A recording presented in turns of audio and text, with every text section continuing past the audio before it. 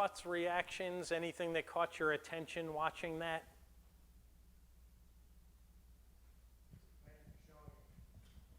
The book he wrote that was connected to, and I actually didn't read the book until I saw the TED Talk, is called Chasing the Scream. And that's the one he wrote about addictions. I haven't bought, because it just got published, a book he wrote similar about mental health and mental health concerns, and his same kind of research and process in that. I very much agree with him that isolation, separation, disconnection is the problem. And the problem's the cage we put ourselves in a lot of times, of what we limit ourselves from. That study is very interesting, the rat park study, and the outcomes and the differences from that.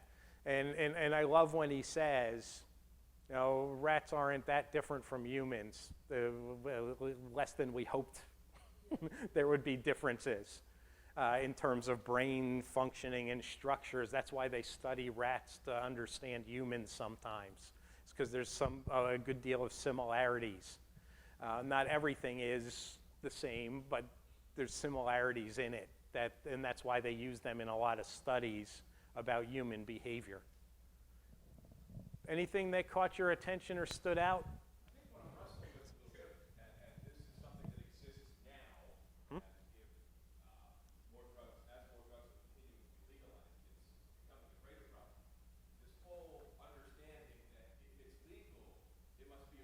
Mm-hmm. And I guess, could you say anything about how we can work with that concept? Sure, and there's discussions in it that can happen. And one of the things I recommend to any faith community is, what does your faith texts tell you in it? Paul's very clear around some of it. Eat what you want to eat, do what you want to do, unless it causes a brother to fall, was the language that I can't remember which exact passage, and that's a paraphrase from me. So it's kind of Greg's translation. But what it's about is, how is what I'm doing going to affect other people? Because it's not just about me, right? That may be okay for me to do, but what's it going to do to somebody else who's around me? An impact. Just because something's legal doesn't make it good, okay, the best way for us to be healthy people and human beings. It's been that way for there's been a lot of laws in our history as a country, that it was legal to do things or legal to stop people from doing things because of who they were. And we came to find out that although it was legal at the time, it's not right, not moral, not ethical, not fitting with our values. So we have to stand up and change that. One of the things I do often with young people, because young people want to be different like everybody else, is the way they want to do it. I'm kind of laughing now because my 13-year-old daughter's into this whole Visco girl thing. And I'm like, that's all like stuff that was in the 90s when I was in high school that people were doing and dressing and wearing. And it's just kind of weird to see now it being like, this thing to bring back the 90s. Leg warmers and hair ties and all sorts of other stuff around it. And it's kind of interesting to see that kind of shift in things. But one of the things I tell them is, you really want to be a rebel? Don't do what everybody else is doing. What's different than what everybody else is doing? How can you stand out from what everybody else is doing? Because they're doing it doesn't mean you have to. And have an open discussion about that. And I work a lot in values. And there's an exercise out there you can do that's called a values card sort. If you look up Miller values card sort on the internet, you'll find a PDF file. And it's just a set of cards you cut out. I have my 13-year-old cut them for me when I'm going to use them because I failed cutting in kindergarten and haven't gotten any better. So she always laughs at me when I ask her because she's like, you still can't cut straight, can you? And I'm like, no. But it has you sort a set of values, and it has the name of the value and a short definition of it. And it has you sort them between very important values, and not important values. And then I have them put aside the important and not important ones, and then organize the very important values from the most important one to the least important of the very important. Then I have them talk to me about it. Whether it's in a group setting or somewhere else, I have them discuss what their top 10 values are. And then I have discussions with them and going, marijuana is going to be legal for people over 21. How does that fit with what you say is important and matters to you? Alcohol, people your age are drinking alcohol. How does alcohol fit in with what you're saying matters to you and is important to you and you value? How could making that choice to do that behavior going to impact what you say matters to you?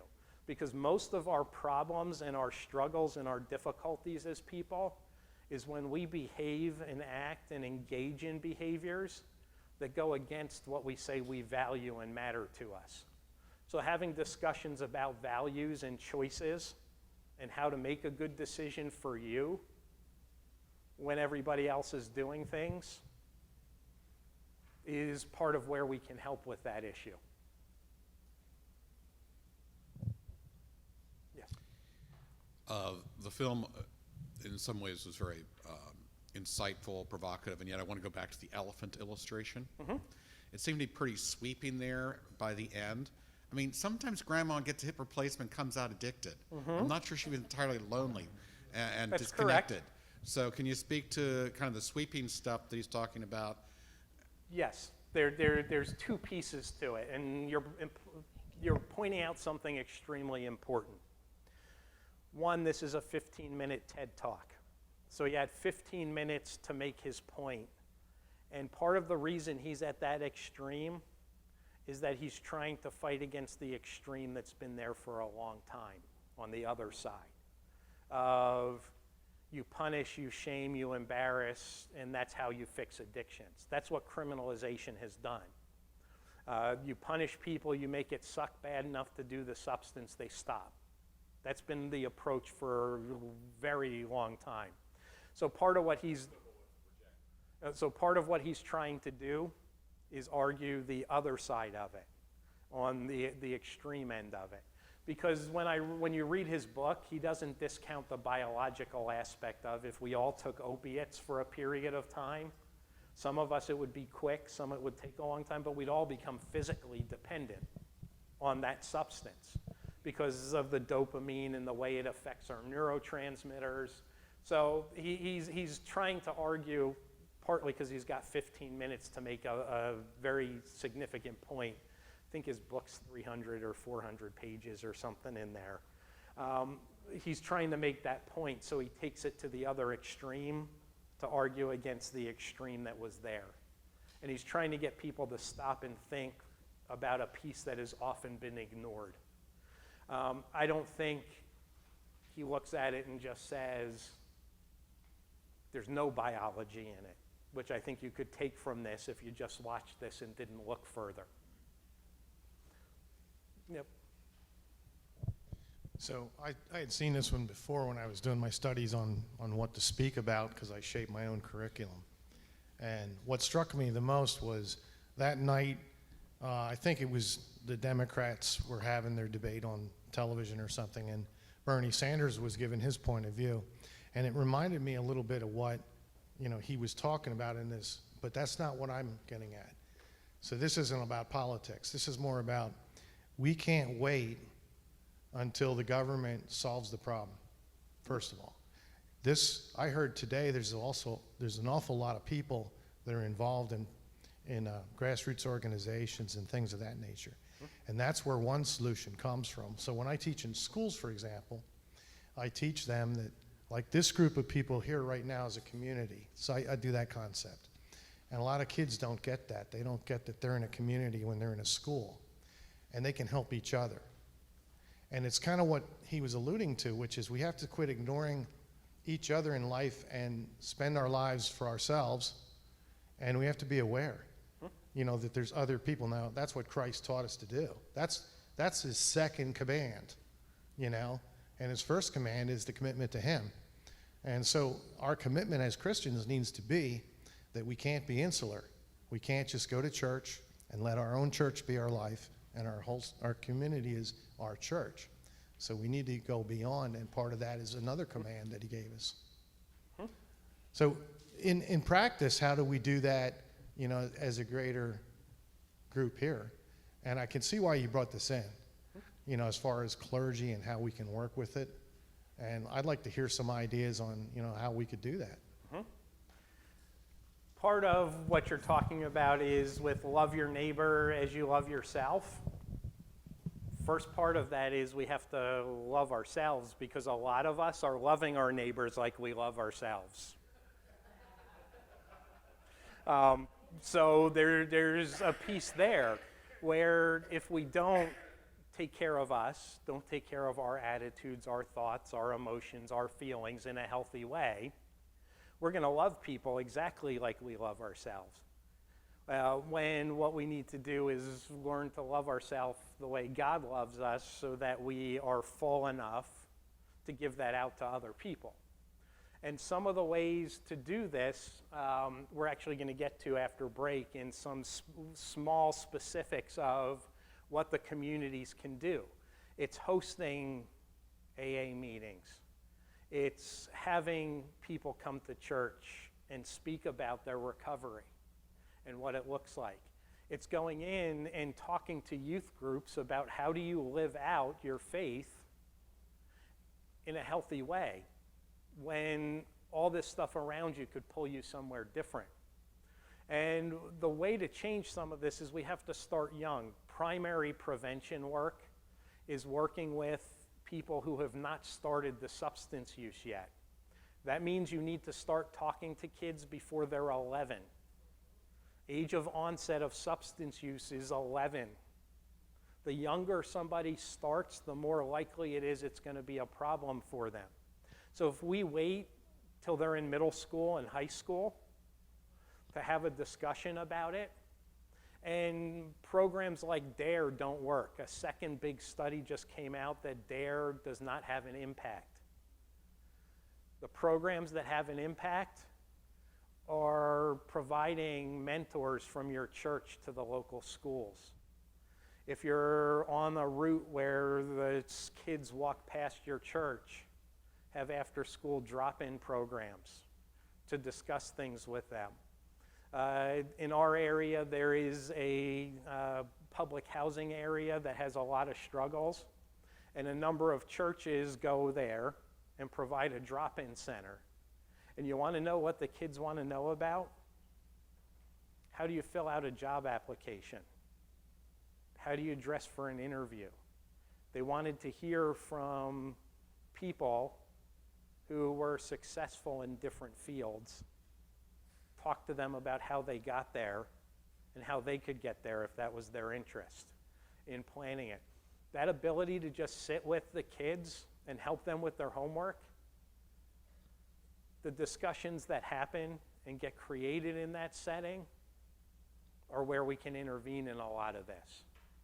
It's offering those opportunities to sit with and have discussions. It doesn't even necessarily have to be about substance use, because those conversations, those connections are going to be the ones that lead to that discussion eventually. When they trust you, they're going to talk to you about everything. And for kids or other people, even adults, to trust us, investing time in them, giving time and attention and opportunities for those interactions. Our church in our area got to be known as the Pumpkin Church because at Halloween, we had worked with a local farmer who donated like 1,000 pumpkins around Halloween, and we gave them out for free. And people would show up at the church to get them with their kids and didn't understand at all. They kept asking over and over again, how much are they? How much do we have to pay you? What do we have to do to get one?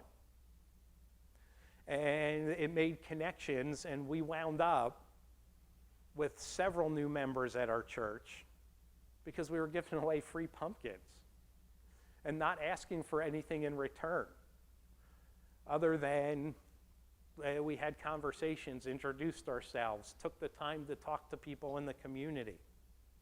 That has nothing to do with this issue, but it has everything to do with this issue. All sorts of things that lead to that and allow people to get to know you as a person and who you are.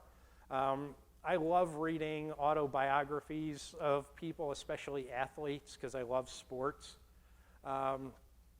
Victor Cruz, who was a New York Giants player, or involved in one of their Super Bowl wins significantly, talks about growing up in East Elizabeth, New Jersey, which was not the nicest place to grow up and live in if you're familiar with New Jersey. Lots of his friends were getting in trouble and stuff like that. He had one coach who took him aside somewhere, and I believe a grandparent, who looked at him and said, you don't have to be like all these people, and took the time to say, you could be different. You don't have to go the same direction as everybody else. And he wound up going to college after being undrafted,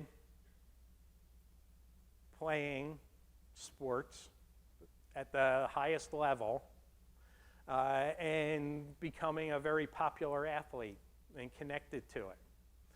Josh Hamilton, baseball player, developed a huge cocaine addiction, lost everything, suspended for a year, living without baseball, which he loved, and he was supposed to be the can't-miss prospect. People said, like in his neighborhood when he was a kid, they knew when he was taking batting practice because it just sounded different, the ball coming off the bat.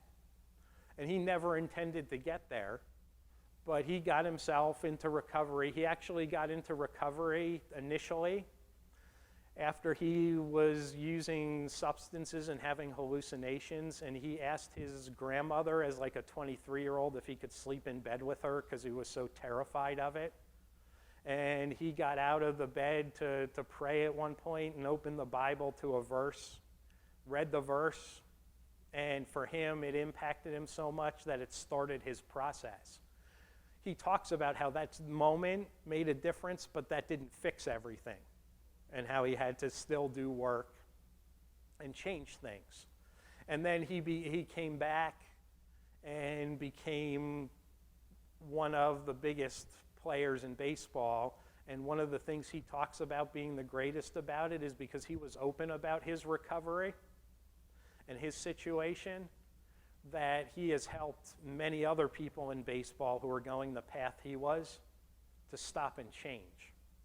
All because of taking time, relationship, and that moment being allowed to happen. If his grandmother said, what the heck's wrong with you, get out of here, would he be where he is now? We have opportunities and moments every day, every Sunday, every time we do something as a church to develop those relationships and use those moments to make things different and better.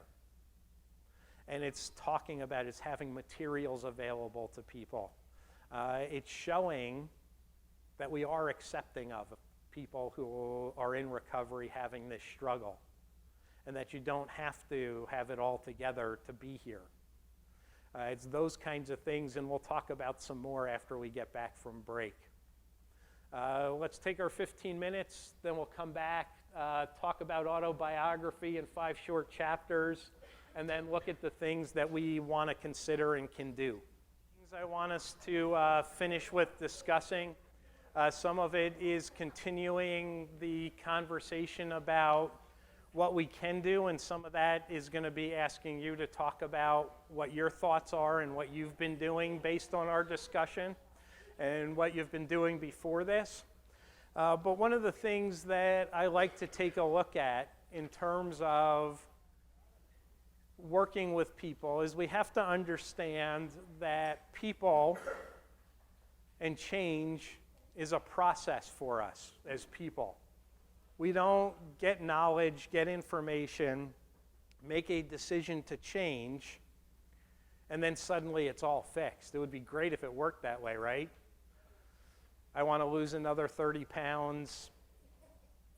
I decided it's a good idea and I want to do it, and tomorrow it happens. Wouldn't that be awesome? Reality is it doesn't work that way. There was a point in my life a couple years ago, I was pushing 300 pounds in terms of my weight, and knew for a long time that I really should do something about it. And it took a very long time until me, being a dummy, looked at my son at the time who was in high school, and he was talking about running a 5K. And I looked at him and I said, you know what? I'll run with you. And then he walked away and I said, what did I just do? I hadn't run since high school and soccer in high school. And then I realized to do that, I was going to have to do a whole lot of work in between. And found out by making myself do it that I liked it. I dropped down to, I'm currently about 250. Was down to about 225 until I stopped doing the things that were working, like most of us do. But it was a very long time from when I knew it was going to cause me problems and I should do something until I actually did something to change it.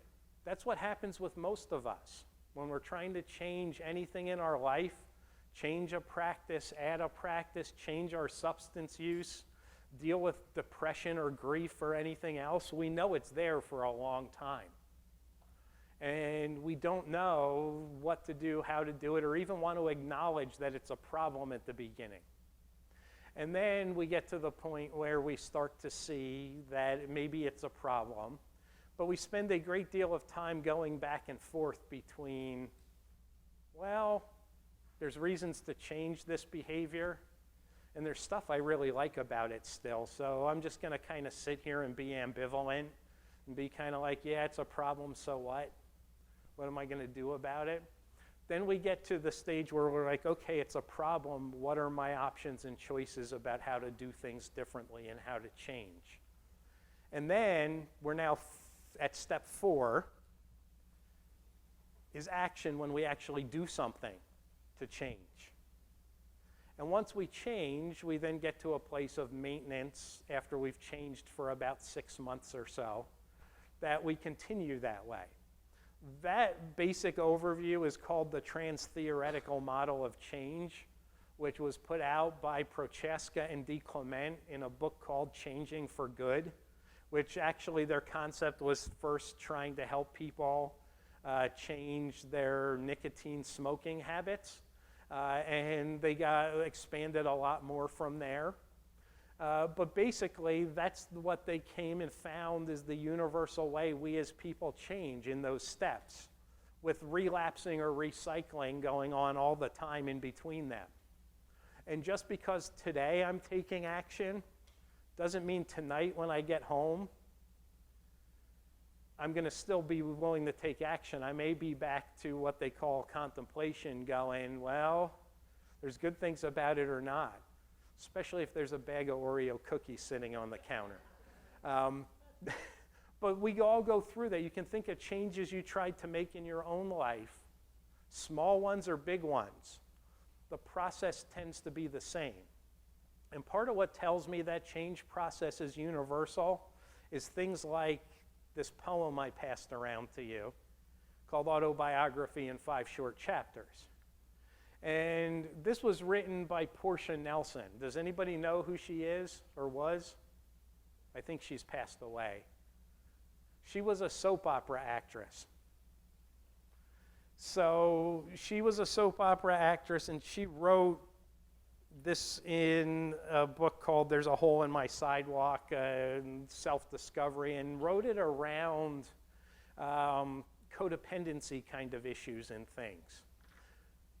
She did not, partly because this being written in the 70s, the trans-theoretical model was not published yet, but she did not grab the trans-theoretical model book and get their list of the stages of change and say, I'm going to write a poem that matches the stages of change exactly. She wrote it from her own personal experience and life experience living life. Yet, all those stages I just talked about show up in each one of these 5 chapters in different ways. It's amazing to me, and that tells me that they're onto something with how we change as people. So part of the answer to the question we were discussing before break is, what can we do as a faith community? It's each one of these people in these chapters are going to respond and react to something different from us. All of them, to be a help in any of the chapters, revolves around us having compassionate conversations and investing time into people. Chapter 1, I walk down the street, there's a deep hole in the sidewalk, I fall in, I am lost, I am helpless, it isn't my fault. It takes forever to find a way out. Chapter 2, I walk down the same street, there's a deep hole in the sidewalk, I still don't see it, I fall in again, I can't believe I am in the same place. It isn't my fault. It still takes a long time to get out. I walk down the same street, there's a deep hole in the sidewalk, I see it there, I still fall in, it's habit, it's my fault, I know where I am, I get out immediately. Chapter 4, I walk down the same street, there's a deep hole in the sidewalk, I walk around it. Chapter 5, I walk down a different street.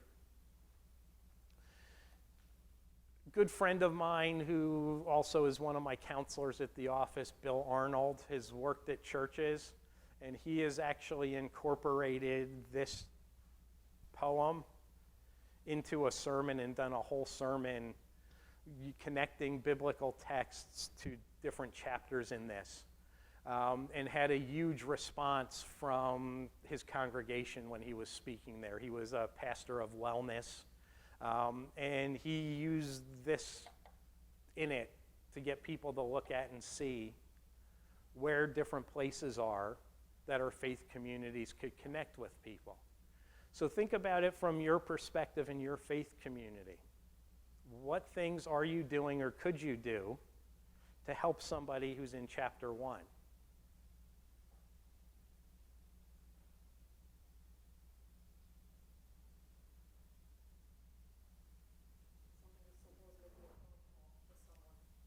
So as simple as making a phone call when they've disappeared into the hole, making a call to see, are you okay, to just ask what's going on and what's happening for you.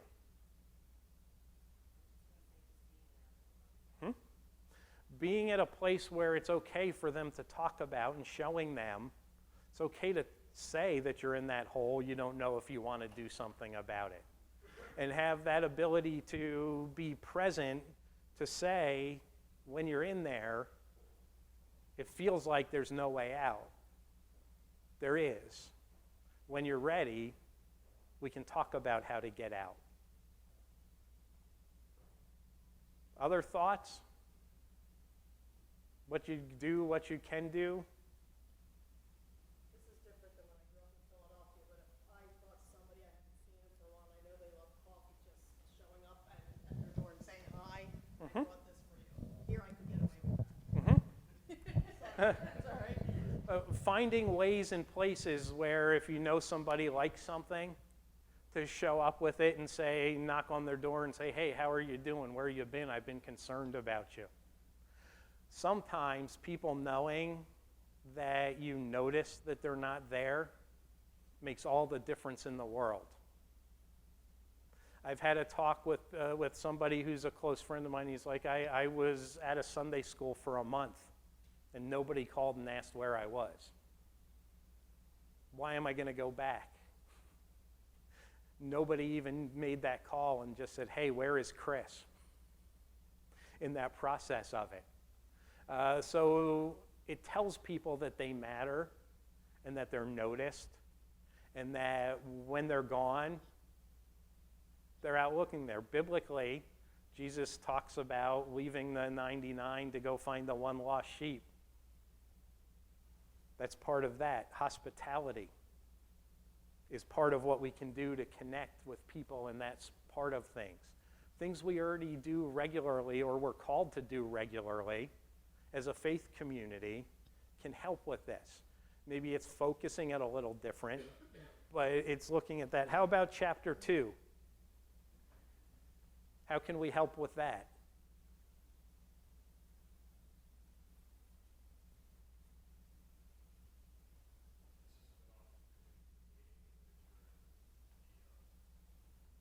Meeting schedule. You know, in a place in the church or that's readily accessible. You know, I don't have to go searching for it. It's right there for the community to see. Yeah. Even doing internet searches for things like a 12-step meeting list or what is Celebrate Recovery or that stuff can get in the way. When people are ready and they're like, something's going wrong here and I could do something about it, we want to jump on that.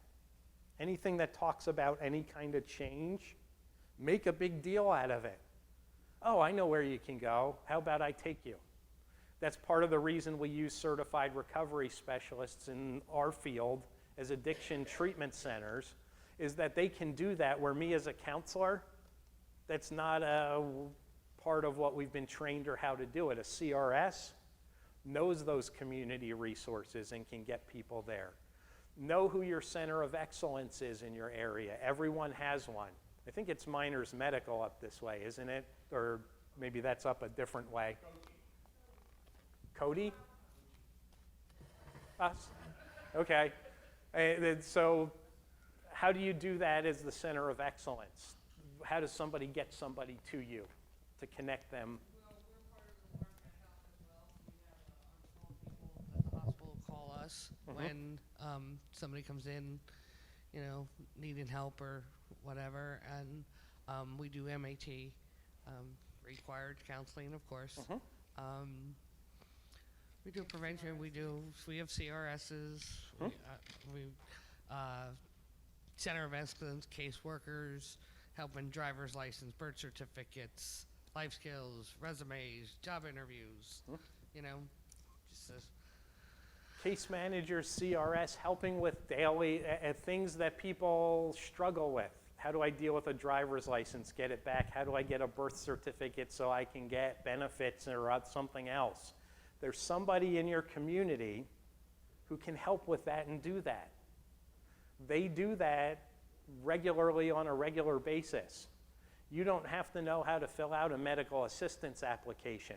You just have to know how to get them to them so that they can connect them with a case manager who's going to help with all that. It's enough to say, I know where you can go to get that help. We don't have to provide it ourselves. Everything I was taught from a pastoral perspective is that pastoral counseling should last 3 to 5 sessions at the most. And it should be helping them stabilize the issue and the concern and then referring out. And organizations like you are the answer to a lot of this of, I know a place you can go. I've talked to them. I've seen them. I met them at a training. They can help you. Yes. Yep. Right. And if you get something that you don't know, you know who to go to. So we have to partly be able to share resources and community resources that we have. And we have to identify ones we don't have in our counties and figure out how to do them and how to offer them. Transportation is always a big issue in a lot of areas. How do you get people from place to place and to the appointments they need to get to? I went and did a training in Tioga County a while ago.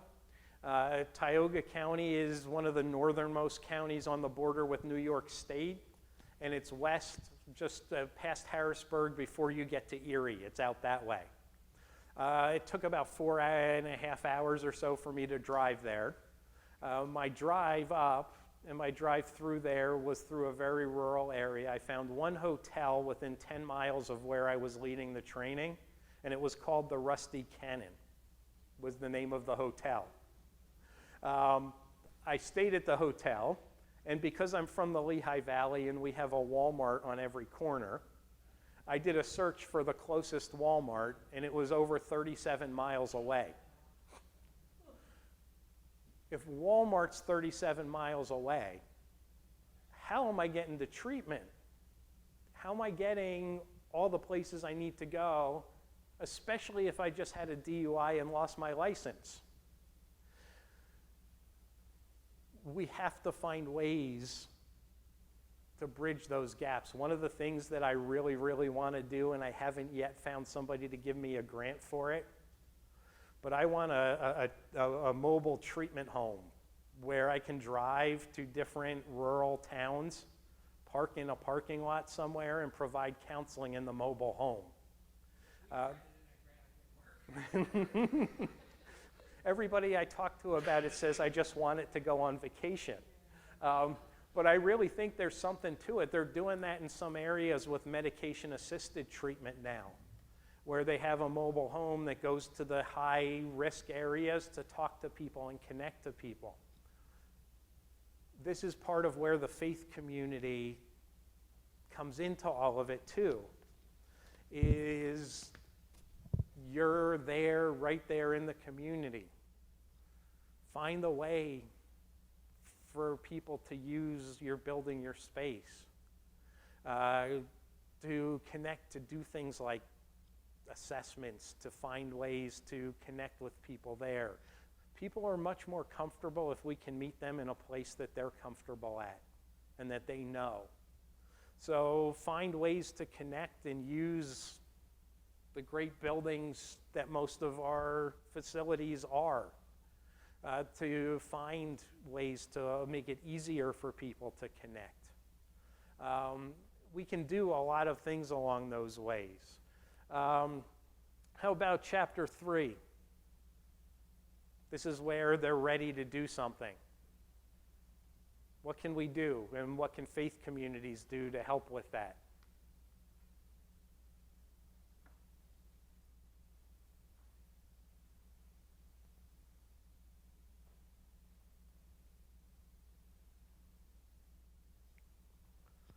Big part of what you can do here is know your treatment centers. And when they say, I'm ready to do something, and I'm at that place where I'm looking at my options, where can they go? What are their choices? You could go to AA. You could go to Celebrate Recovery. You can go to this outpatient treatment center. The websites for Carbon-Monroe-Pike and for Schuylkill County list their providers and who's contracted for what. Get the list. It's in your PowerPoint, and I copied it right from the websites for the counties of where you can go and who you can call. Most of us actually aren't aware of a service that's now available in Pennsylvania. PA 211 is alive and active. If you dial 211, you will get an operator and person you can talk to who any service you could think of asking about, they can help you find where to go. The substance, they're not usually helpful with how to get there, but they will be able to give you the name of a facility if you need a food bank, if you need something specific.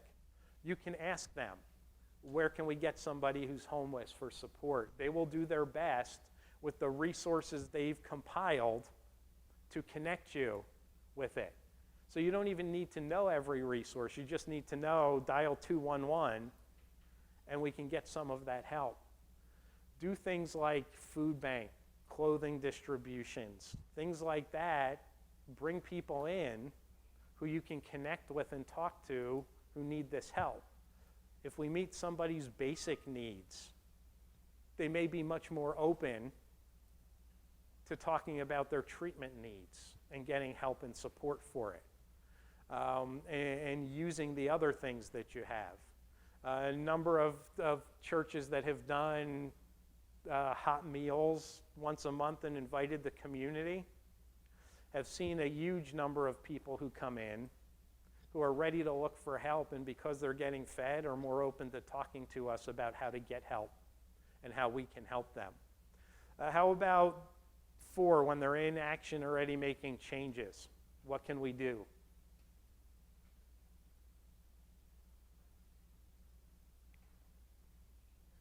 Love and affirmation. Oh my goodness, I see you walked around the hole. Love and affirmation. That's the place where being a cheerleader can make the biggest difference. You can do this, keep going. Look at the difference in you. I noticed something's changed. What happened? What did you do? How did you get there? Acknowledgement of the process of change for people, and acknowledgement of what they've been doing can be a huge difference. What else do you need to keep going? Huge question to ask people. What else do you need to keep moving? How can we help you with that? Those kinds of things help with it. And what do you do when you get somebody who's in that stage where they've made the change and they've been in recovery long term?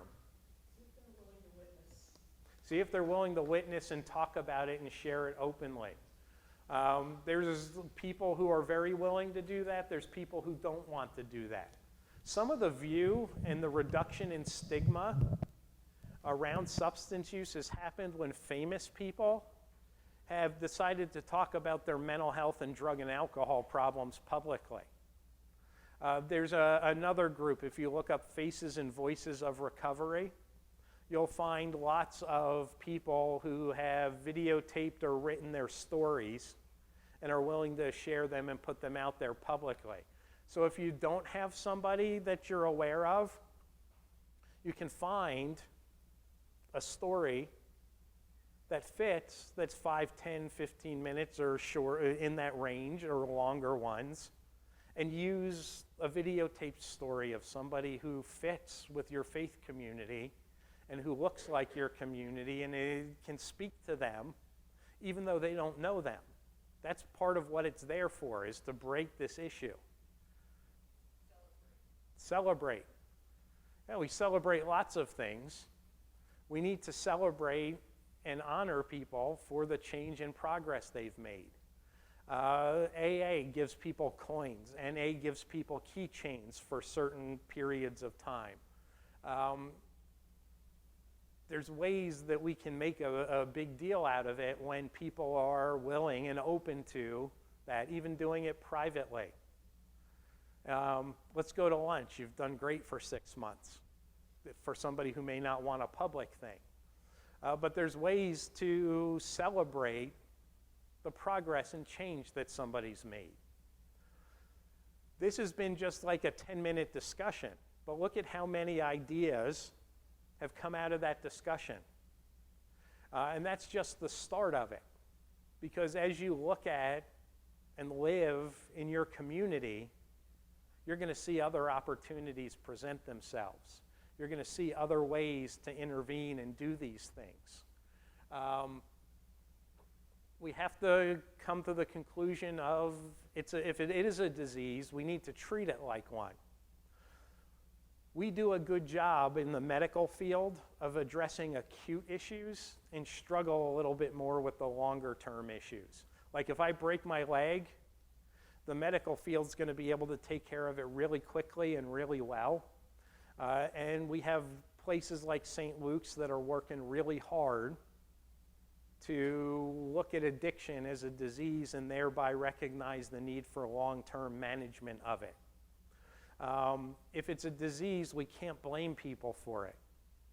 unless we're going to run around and blame people for having cancer, which I don't know anybody who does that in response to it, and that is an issue. But if it's that, and that's what it is, we address those other medical issues very openly as a faith community and deal with them. We say prayers for people who are having surgery and other things. We have to look at and address addiction as the disease that it is. It's a disease of the mind, body, and spirit. So we have to address all of it. Help the sick get well. How do you do that around medical issues and concerns in your faith community? How do you help people get well if it's a physical issue? Casseroles? Support? Support in what way? Do you need a ride to your appointments? Can we help you get there?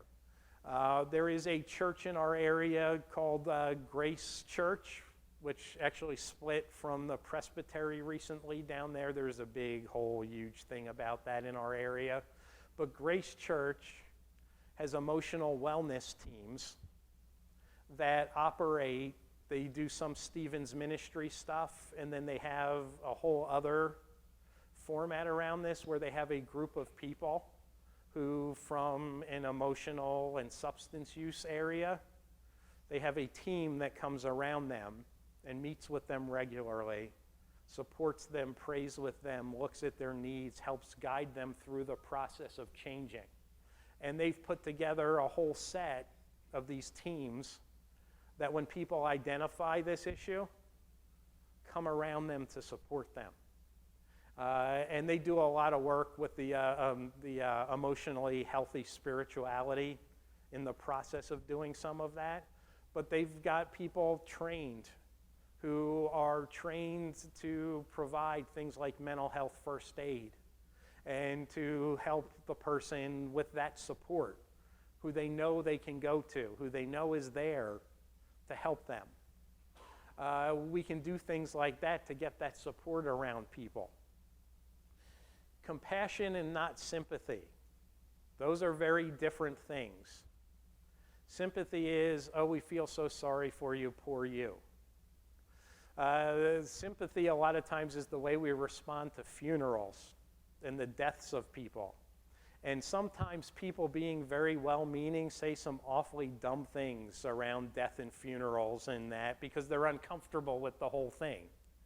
And they do it out of trying to have sympathy. Oh, they're in a better place now. Well, if you've lost somebody close to you, you may recognize that that person is in heaven and in a good place, but really the better place to be would be right here next to me and with me, not there. We say all sorts of stuff as ways to try to comfort that's sympathy, and sympathy really minimizes people's feelings because we're saying, oh, poor you, we feel so bad for you. Compassion is, I'm here, I understand, I'm with you. I don't maybe even have the words to say, but I'll just sit here with you. And if we don't talk and you just need somebody to sit with you, that's what I'm going to do. We think we have to have the right words to make somebody feel better, and a lot of times what makes people feel better is us to sit there and just say, I'm with you. I don't have the words, I don't have the answers, and it's okay. So that compassion makes a huge difference versus sympathy. You can't fix it, so stop trying.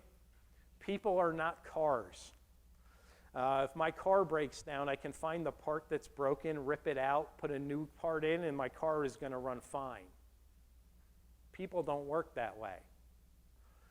We can't fix people. We can support them. We can help them. We can walk with them. But I can't do something better. I can't do something to you that's going to fix you and make you all better. You have ideas of how to do that. I have to sit with you and work with you through them. I always use the statement, you can't change situations. You can't change people. All you can change is how you respond to them. How we respond to situations, how we respond to people and their problems make more of a difference than me telling them to do this, this, this, and this, and you'll be all better. That's easier for me.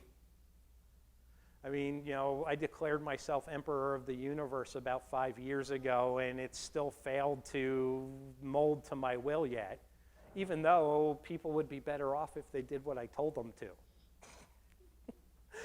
The reality is it just doesn't work, me trying to say, you know what? This is broken, do this. Can I give them suggestions? Yes, I always ask permission first. I hear what you're saying and you're talking about with your struggle. I have some ideas that might help you. Is it okay if I share them with you? I have yet to have somebody say, no, don't, in 25 years at this point of working in the field. We have to be able to give options and choices, and the hardest part when we're doing this with substance users is sometimes we know where their choice is going to get them. We share our concern with them, and they still choose to go that way. It's one of the hardest things in dealing with this issue. Role. Assess the situation and circumstance, know the resources, refer the family and the substance user. Where can families get support? We offer a codependency group for families at no charge at our office. That's funded by one of the counties on a grant. We provide a grief loss group for families who have lost a loved one to substance use. No charge to them.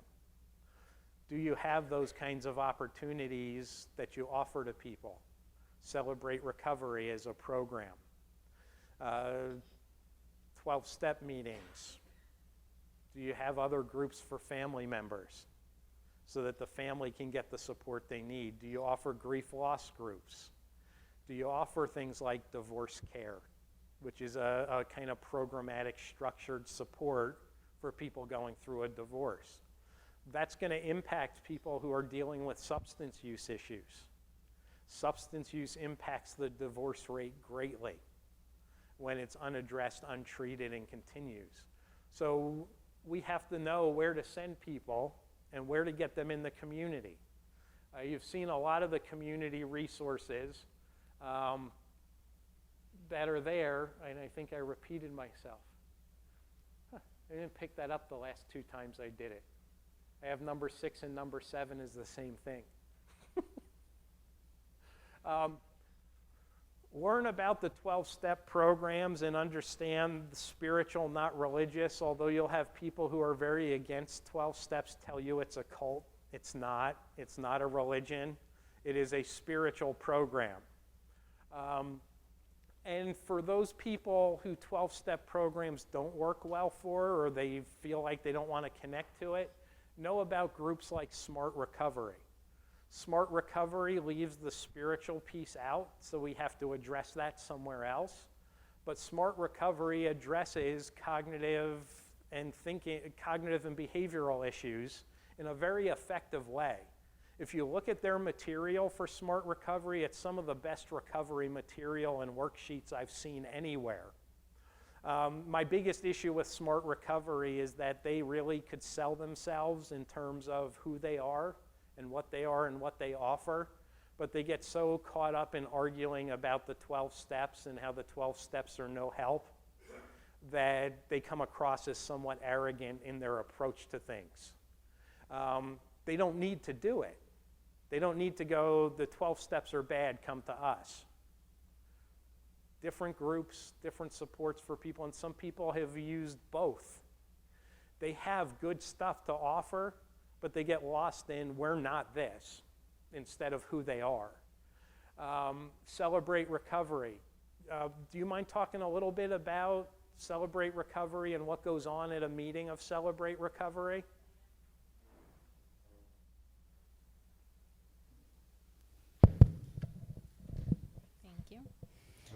So Celebrate Recovery is a 12-step biblical principle-based recovery program. So the 12 steps lines up with the biblical principles.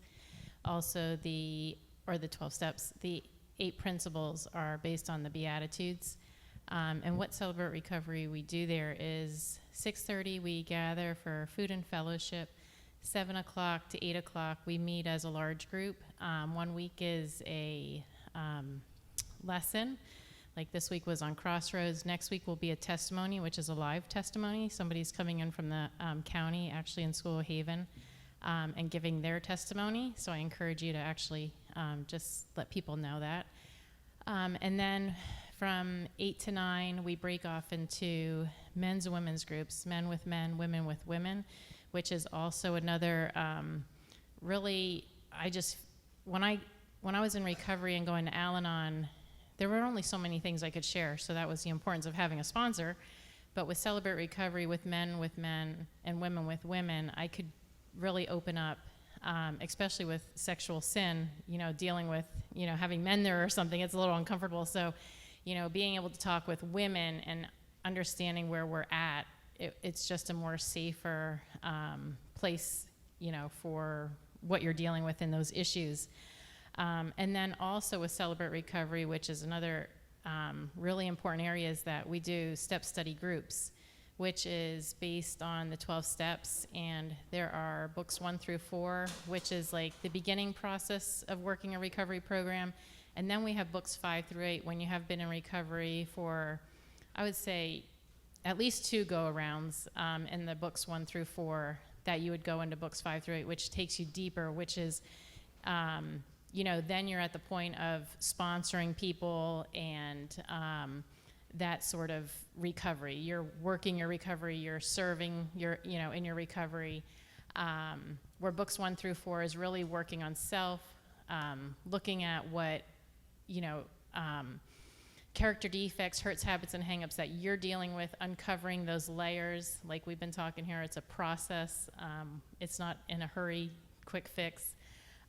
It takes time. It takes willingness. It's sometimes when you get into the inventory part, it can be, people, we get to the point where people drop off. They do eventually come back in, but it's intense because it's looking at self, it's making amends, it's, repenting of sins, it's forgiveness, it's, but lining it up with 12 steps, which is key with the tools of recovery, knowing that we're powerless, knowing that, I can't change it, but God can, turning it over and letting Him. It's just so, I just encourage to share with others and let people know it is Monday night at 6:30, and pray for us too. Thank you. That gives a really good overview of how that works. Sometimes it's really helpful for somebody when you're talking about going to a meeting or any kind of meeting, is to be able to give them an understanding of what it looks like and what to expect when they walk in. Refuge Recovery is actually a 12-step type program that's based on Buddhist principles. So some people have connected with that. They're a little bit sparse in terms of availability at this point, but they're really actually one of the faster growing support groups currently in people connecting in a different way. Remember, it's one day at a time. Sometimes it's 15 minutes at a time, and we have to be gentle with ourselves and other people about that. Make sure people get back to the spiritual life, and like was just being identified, recovery is like a rowboat, not a motorboat. It takes time moving together, moving in the same direction slowly for change to last and stand for us. We've talked a couple times about don't forget about the family, and then bring the message of hope. I don't think there's anyone better than this group here to provide that message for people. If we don't have hope, we don't know what the answer is and the solution is to things overall and don't share it. Are we living out what we're supposed to? We have this great hope. We're not meant to keep it shuttered in. We're meant to show it and bring it to lots of other people. And that's what being here and doing what we do today is. There's all different ways to intervene, prevention efforts, the schools, which talked about some of the availability of that. Providers in the center of excellence. Churches kind of fall in there, right at that community at large where they can intervene, start guiding people to the other ones. Primary care physicians can work with that. The COEs will work with physicians. Physicians will work with the hospitals to get that at the hospitals. Then we have to do outreach to people as a field, let them know what we offer, what's available to help them get there. So these are what I got off of the website or were emailed to me as resources in your area. You have all of these slides. This is what was there and available in terms of what I pulled up for the area. These are the websites. You have them in the PowerPoint to go to. I probably missed different services because I just went with what I was able to pull up on the two counties' websites. So I'm sure I missed a couple of important resources in the community in terms of what's there and what's available to different people in different locations. This is out of the AA book, and it says that we are only operating a spiritual kindergarten in terms of what 12-step meetings are, in which people are enabled to get over drinking and find the grace to go on living to better effect. Each person's theology has to be his own quest, his own affair. That's coming from Bill W., Dr. Bob, who founded the 12-step program. 12-step programs were actually founded based off of the Oxford groups, where Reverend Shoemaker started the Oxford groups on Christian principles and a Christian basis. But what this is saying is that the 12 steps are there to help with recovery. They're not to grow and feed somebody's faith. That's what our faith communities and churches are there for. So are there any questions, comments, other things that we could discuss before we finish up and head on our way?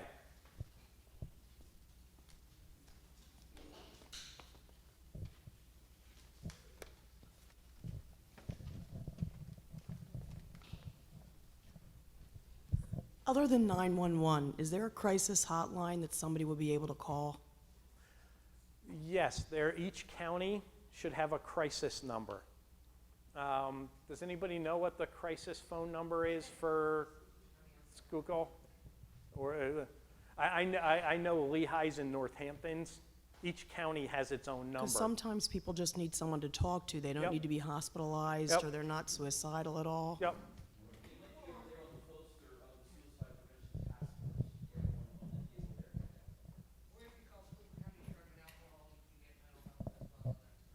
Okay. The carbon number for DNA is 1-866-824-357. If it's a gambling issue, they can call 800-GAMBLER. That's for a gambling issue. They speak tons of languages. They're 24/7 and can make referrals and contacts as a crisis number. I actually have the Schuylkill County number. Thank you. If you're interested.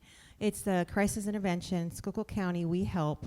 It's 1-877, I need my glasses, 993-4357. Thank you. Yes. So a couple books that if you're interested in doing further reading, you can go and find. Gerald May's book, and then there's a bunch of these other books that you can find online for free. Clinician's Guide to Spirituality would be one to purchase. Addiction and Grace you'd purchase. The other three you can find, I believe, as PDF files online for free. We move back to questions for a second. Yeah, absolutely. One of the other changes, your expertise, or at least one of your expertise, it seems to be is gambling and addiction. And I can't turn on a sports show now without hearing odds and opportunities for people to match my money to place bets. Yep. It's kind of very parallel in some ways, I think, to legalization of marijuana. But we don't hear much about gambling addiction. Could you give us a 2-3 minute thing from your perspective, because Sure. we haven't heard that. I can speak to that. I do a lot of work in that. I've been working with that since about 2006, when I got trained initially to address the issue when new gaming venues were opening across the state. It is rapidly expanding. The options and opportunities and ways we can gamble keep getting bigger. They've now approved mini casinos that are able to open in different locations. They are going to be opening truck stop casinos recently. In the near future, they're moving towards that, and sports gambling has become active both online and in person, as well as online lottery, the iLottery, and online gambling that you can do from your computer, all legalized. About somewhere in the range of 2 to 6% of people who gamble will have some type of problem related to it. What happens is, as we expand and offer more opportunities, more people participate. That 2 to 6% number doesn't change. It's not like suddenly it's going to jump to 13% of people. But 2 to 6% of 10 people gambling versus 2 to 6% of 1,000 people gambling is a lot more people with a problem. And as we offer more options and opportunities to gamble, people are going to have a problem and a concern with it. There's reasons for gambling, there's benefits to it, and there's costs as a culture. It's a behavior, it's not necessarily good and bad in and of itself. Biblically, gambling's only mentioned a couple times, if you look through the biblical text. It doesn't have "thou shalt not" around it. We have to have discussions about how it impacts people. And what do we do for the people who have a problem?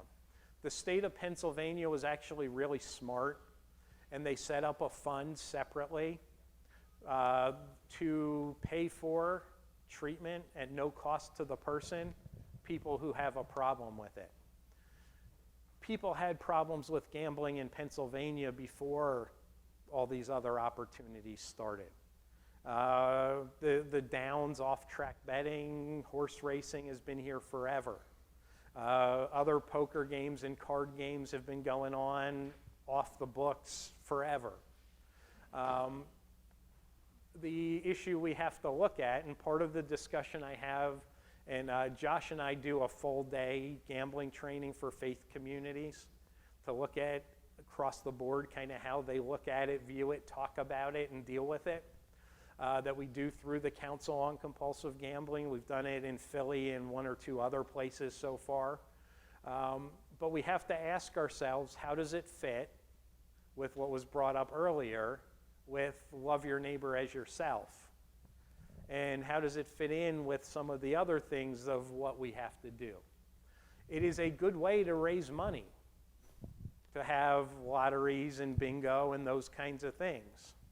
People will come, they'll spend $10, $15, be happy, socialize with other people, and most people never have a problem with it. I think the last number I saw was 86% of the U.S. adult population has gambled in the past year. Most of those people are not having problems.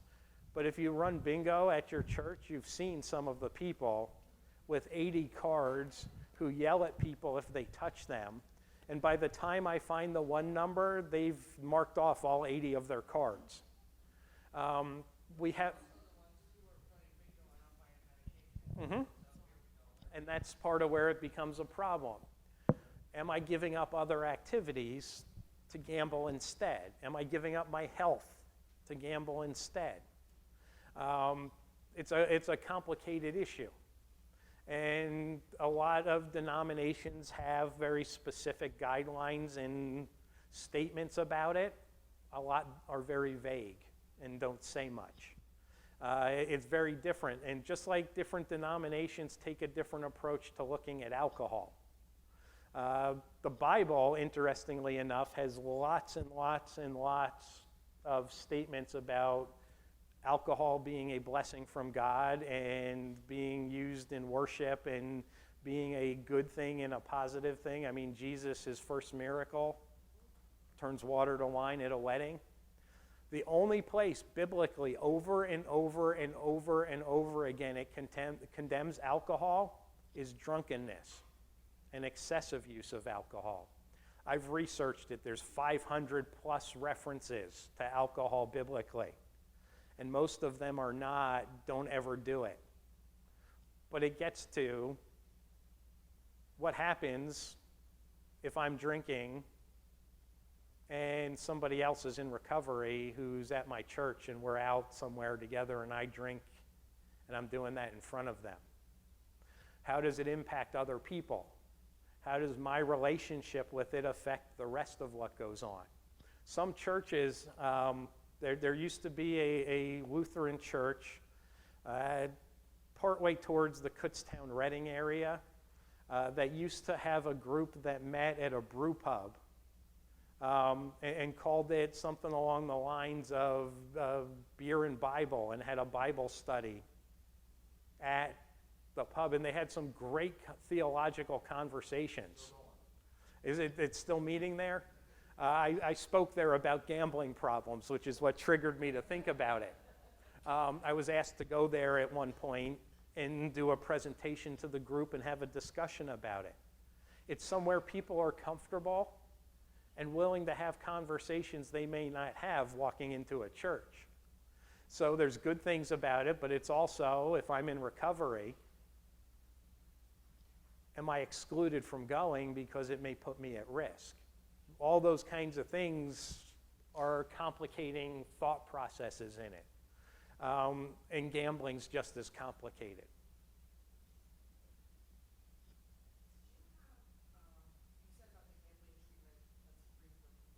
Yep. Yeah, if they call 800 gambler, I don't know what the numbers are, but it's 1-800-GAMBLER. It's the same thing you see posted on all the advertisements because they have to. If you call that number, you'll get a live person, and they do it in like a ridiculous number of languages too.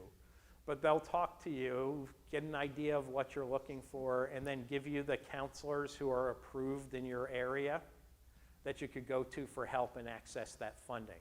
The other thing that's great about that funding is that the family of a problem gambler can go get treatment and help themselves even if the gambler doesn't want to get help. They'll fund the family to get support even if the person with the problem's not ready yet. Okay, so what's your prediction? So 1 in 6 teenagers get addicted to marijuana, 1 in 11 adults. What's it going to be like when it's legal? I think more people are going to engage in it, so we'll have more people with the issue. I think the numbers will still stay about the same. Okay. I don't think it'll change those numbers, but if you have 50,000 people smoking because they think it's okay and not a big deal, where now it's illegal, if I get caught, there's consequences, you're going to have more people who try it, like it, and have the issue. It should be the same kind of numbers that way. And we can't ignore the fact that marijuana has addictive properties. People get addicted to it. Not everybody who smokes, but people do get addicted to it, just like alcohol. Not everybody who drinks a beer has a problem and gets addicted to it. But what happens is 10% of the people who drink alcohol consume like 80% of the alcohol. And it's the people who have the problem. And you're going to see the same thing around marijuana, where the people who use it most often, most frequently, are the ones using it, purchasing it the most, versus the people who are here or there trying it. A lot of people will try it once and be like, that's not for me, I don't want it. Same thing happens with alcohol. It'll be very similar in terms of cost to society, which is my biggest concern with legalization of another substance. As we know, alcohol costs us billions and billions of dollars in problems a year. Alcohol is going to lead to the same issues, or marijuana will lead to the same kind of problems that way.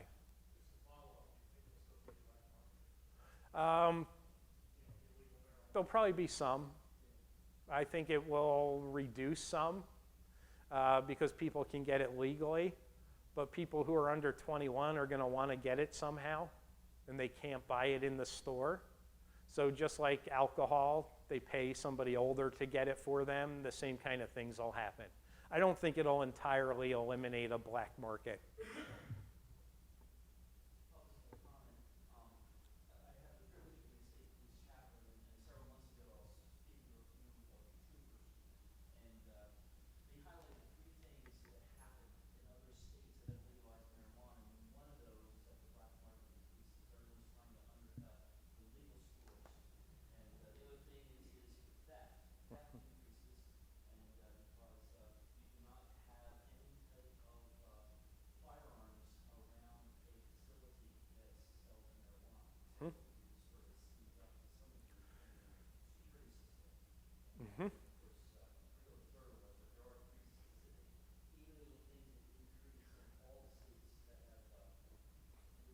If you want to read more about it, Colorado puts out about a 300-page annual report that tracks the numbers on a huge amount of stuff from pre-legalization medical marijuana to when it was medical to now when it's legal. And they're finding problems they didn't expect, and some of the problems they expected didn't happen.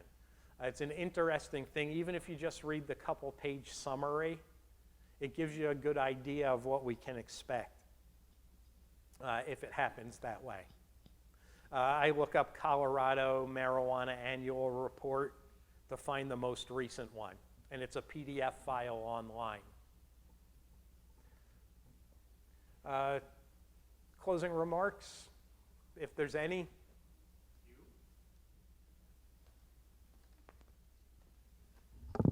Rosemary, anything you want to say?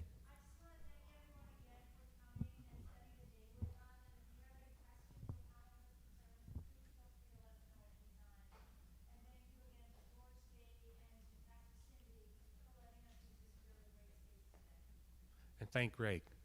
Thank you.